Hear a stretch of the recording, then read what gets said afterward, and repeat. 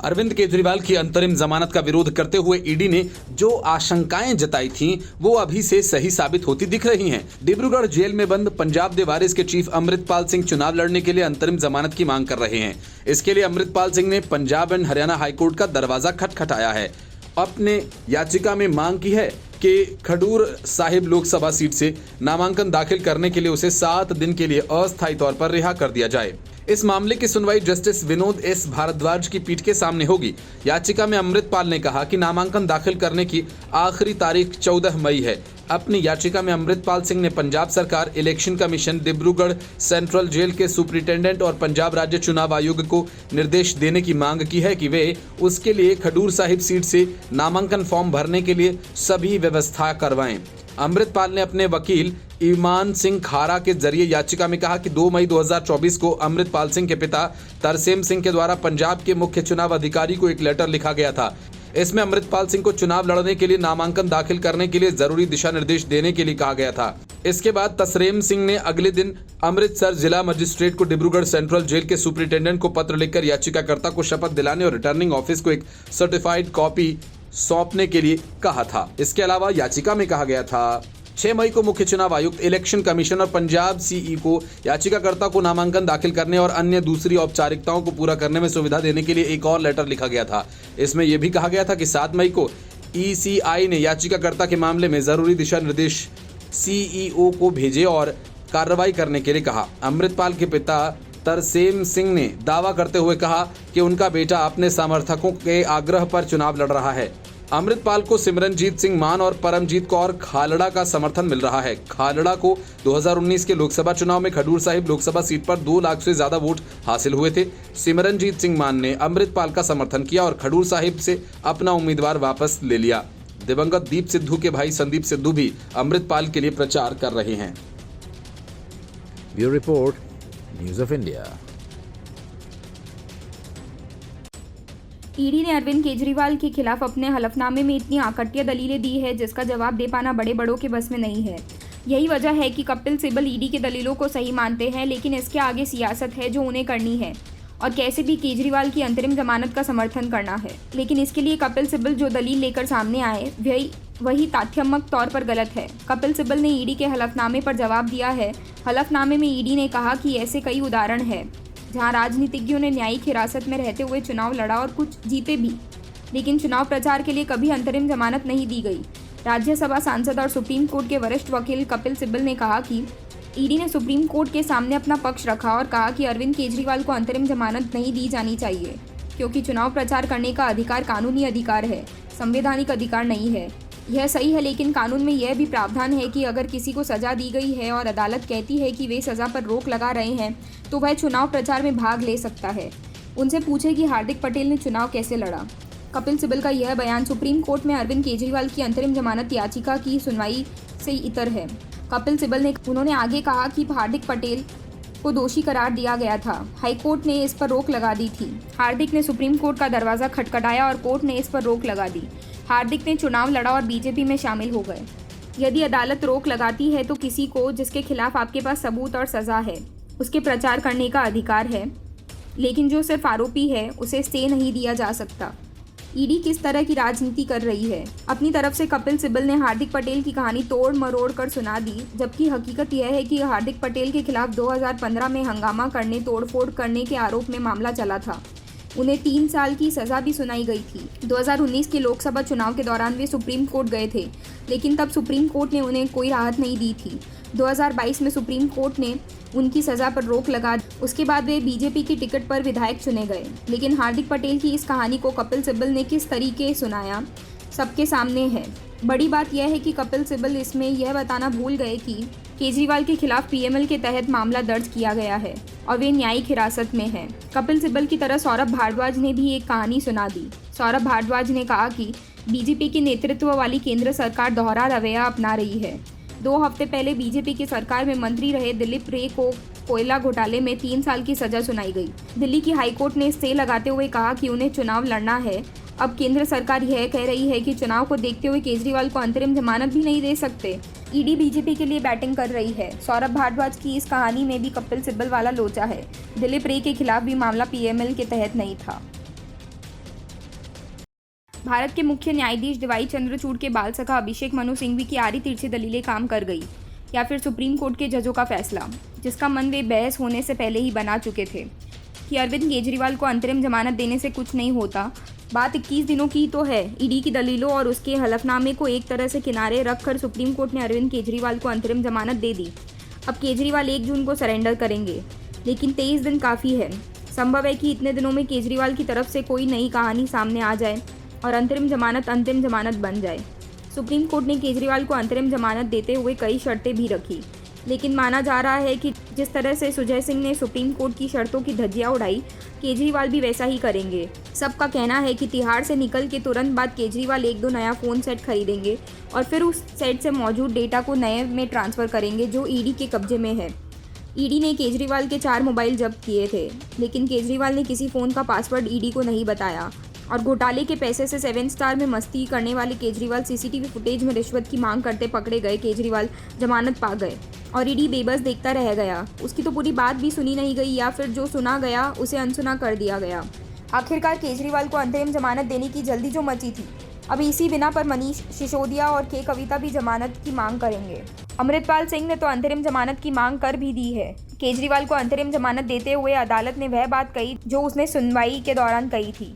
केजरीवाल कोई आदतन अपराधी नहीं है, इसलिए चुनाव प्रणाली के लिए जमानत दी जानी चाहिए। हालांकि जांच एजेंसी ने पहले ही आप चीफ को जमानत दिए जाने का विरोध किया था। इसका कहना था कि केजरीवाल को अगर जमानत दी जाती तो इससे गलत संदेश जाएगा, उसके साथ किसी खास इंसान की तरह पेश नहीं हुआ जा सकता। हालांकि जस्टिस संजीव खन्ना और दीपांकर दत्ता की पीठ ने दलीलें सुनने के बाद केजरीवाल को जमानत दी है। पिछली सुनवाई पर सुप्रीम कोर्ट ने संकेत दिए थे कि वह अरविंद केजरीवाल को जमानत दे सकती है। यही वजह थी कि ईडी ने एक हलफनामा दायर कर केजरीवाल की याचिका का विरोध किया था। जांच एजेंसी ने कहा था कि कानून सभी के लिए समान है और लोकसभा चुनाव के लिए प्रचार करना कोई मौलिक संवैधानिक या कानूनी अधिकार भी नहीं है। जांच एजेंसी ने कहा था कि किसी भी राजनीतिक नेता को प्रचार के लिए जमानत नहीं दी गई है। केजरीवाल को प्रचार के लिए जेल से बाहर जाने देना एक गलत मिसाल कायम करेगा। इससे पहले दिल्ली की राउज एवेन्यू कोर्ट में केजरीवाल की न्यायिक हिरासत को 20 मई तक बढ़ा दिया गया। Bureau report, news of India.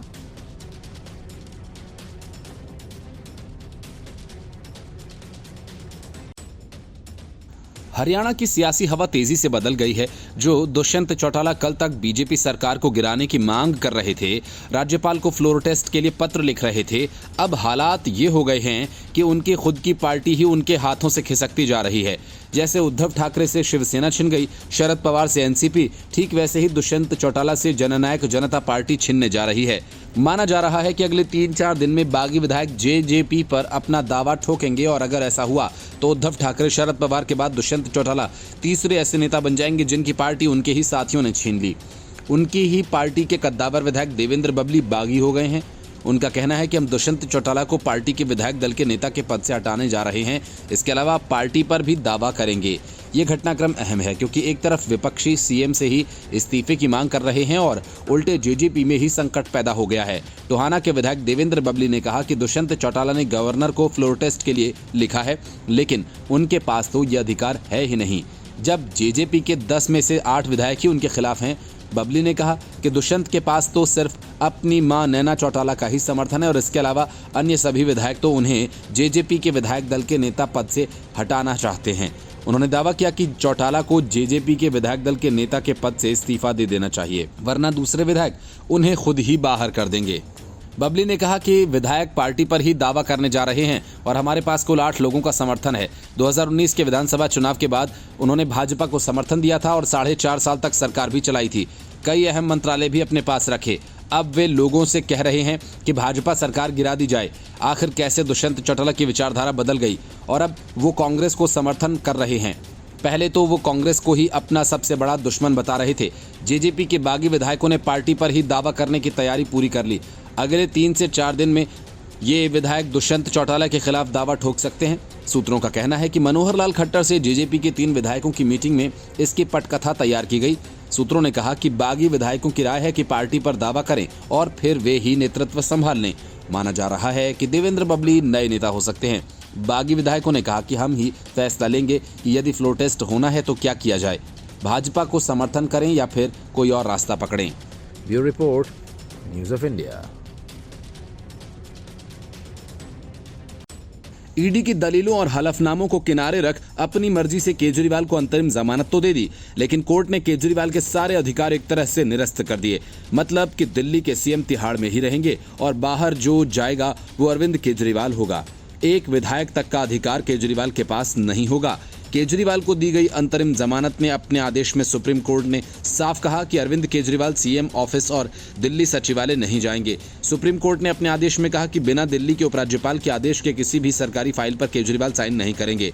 Supreme court ने अरविंद केजरीवाल को 50,000 रुपए के निजी मुचलके पर अंतरिम जमानत दी है। सुप्रीम कोर्ट ने कहा कि जेल के बाहर आकर अरविंद केजरीवाल दिल्ली आबकारी नीति में अपनी भूमिका को लेकर चर्चा या कोई बयानबाजी नहीं करेंगे। इसके साथ ही अरविंद केजरीवाल किसी भी गवाह के साथ बातचीत नहीं करेंगे। केस से जुड़ी किसी भी आधिकारिक फाइल तक उनकी पहुंच नहीं होगी। सुप्रीम कोर्ट में सॉलिसिटर जनरल तुषार मेहता ने अमृतपाल सिंह का जिक्र किया और कहा, हमारे पास उसका भी मामला आया है। तब बात काटते हुए जज ने कहा कि वो मामला अलग है। सुप्रीम कोर्ट ने कहा कि हमें कोई समान लाइन नहीं खींचनी चाहिए। ये कहकर एक तरह से अदालत ने ईडी के हलफनामे को निपटा दिया, जिसमें कहा गया था कि केजरीवाल को अंतरिम जमानत देने से गलत परंपरा कायम होगी। केजरीवाल को मार्च में गिरफ्तार किया गया था। ये गिरफ्तारी पहले या बाद में भी हो सकती थी। तब 21 दिन इधर उधर से कोई फर्क नहीं पड़ेगा। 2 जून को केजरीवाल सरेंडर करेंगे। अरविंद केजरीवाल को अंतरिम जमानत मिलने के बाद भाजपा ने भी कहा कि चुनाव के लिए केजरीवाल को जमानत मिली है। केजरीवाल को 2 जून को फिर से जेल जाना होगा। आज कोर्ट में यह साबित हो गया कि वो करप्शन में लिप्त हैं। जाहिर है जिस तरह की बंदिशें सुप्रीम कोर्ट ने केजरीवाल पर लगाई, उससे तो साफ है कि कोर्ट ये मानकर चल रही है कि केजरीवाल ने कुछ तो गोलमाल किया होगा। इससे पहले ईडी ने उनकी जमानत का विरोध किया था। ईडी ने कहा था कि सामान्य नागरिक की तुलना में एक राजनेता किसी विशेषाधिकार का दावा नहीं कर सकता। अपराध करने पर उसे किसी अन्य नागरिक की तरह ही गिरफ्तार और हिरासत में लिया जा सकता है। जस्टिस संजीव खन्ना और दीपंकर दत्ता की पीठ ने कहा कि कथित आबकारी नीति घोटाला से जुड़े मनी लॉन्ड्रिंग मामले में गिरफ्तार केजरीवाल को 2 जून को आत्मसमर्पण करना होगा और जेल वापस जाना होगा। सुप्रीम कोर्ट से अंतरिम जमानत मिलने के बाद अरविंद केजरीवाल के वकील अभिषेक मनु सिंघवी ने कोर्ट से अनुरोध किया कि दिल्ली के मुख्यमंत्री 4 जून को वोटों की गिनती के 1 दिन बाद 5 जून तक अंतरिम जमानत दे दी जाए। इस पर सुप्रीम कोर्ट जज ने कहा, नहीं, शीर्ष अदालत केजरीवाल की उस याचिका पर सुनवाई कर रही है जिसमें मामले में उनकी गिरफ्तारी को बरकरार रखने वाले दिल्ली हाईकोर्ट के पिछले महीने के फैसले को चुनौती दी गई है। Bureau report, news of India. Arvind Kejriwal को चुनाव प्रचार के बहाने रिहा करवाने की कोशिश के खिलाफ ईडी ने हलफनामा दाखिल करके एक तरह से पानी फेर दिया। ईडी के इस कदम से आम आदमी पार्टी बुरी तरह से बौखला गई और उसने सुप्रीम कोर्ट रजिस्ट्री में औपचारिक शिकायत दर्ज कराते हुए ईडी के हलफनामे को कानूनी प्रक्रियाओं की अवहेलना बताया। केजरीवाल की कानूनी टीम ने कहा कि उस समय हलफनामा दाखिल करना गलत है, जबकि केजरीवाल के अंतरिम जमानत पर अंतिम फैसले की तारीख पहले से तय है। आम आदमी पार्टी की इस बौखलाहट के पीछे असल में ईडी का हलफनामा वो है जो केजरीवाल की रिहाई में सबसे बड़ी बाधा बन सकता है। ईडी ने अपने हलफनामे में वे सारे सवाल उठाए हैं जिसका जवाब दिए बगैर केजरीवाल को अंतरिम जमानत नहीं दी जा सकती। ईडी ने अपने हलफनामे में कहा कि चुनाव में प्रचार करने का अधिकार न तो मौलिक है और न ही संवैधानिक। सुप्रीम कोर्ट में दाखिल एक नए हलफनामे में ईडी ने कहा कि किसी भी राजनीतिक नेता को चुनाव प्रचार के लिए कभी भी अंतरिम जमानत नहीं दी गई है, भले ही वो चुनाव न लड़ रहा हो। सुप्रीम कोर्ट में ईडी ने कहा कि ये ध्यान रखना प्रासंगिक है, चुनाव प्रचार करने का अधिकार न तो मौलिक अधिकार है, न ही संवैधानिक अधिकार और न ही कानूनी अधिकार। एजेंसी ने कहा कि उसकी जानकारी के अनुसार किसी भी राजनीतिक नेता को चुनाव प्रचार के लिए अंतरिम जमानत नहीं दी गई, भले ही वो चुनाव लड़ने वाला उम्मीदवार न हो। यहाँ तक कि चुनाव लड़ने वाले उम्मीदवार को भी अंतरिम जमानत नहीं दी जाती है अगर वह अपने चुनाव प्रचार के लिए हिरासत में है। ईडी ने अपने हलफनामे में कहा कि पिछले 5 साल में देश भर में कुल 123 चुनाव हुए। अगर चुनाव प्रचार के आधार पर नेताओं को जमानत दी जाने लगी तो न तो कभी किसी नेता को गिरफ्तार ही किया जा सकेगा और न ही उसे न्यायिक हिरासत में ही भेजा जा सकेगा, क्योंकि देश में हमेशा कोई न कोई चुनाव होता ही रहता है। राजनेताओं ने न्यायिक हिरासत में चुनाव भी लड़ा और कुछ ने तो जीत भी हासिल की, लेकिन उन्हें इस आधार पर कभी अंतरिम जमानत नहीं दी गई। जांच एजेंसी ने सुप्रीम कोर्ट से कहा कि अंतरिम जमानत से एक मिसाल कायम होगी जिससे सभी आरोपी राजनेताओं को चुनाव की आड़ में अपराध करने और जांच से बचने का मौका मिलेगा।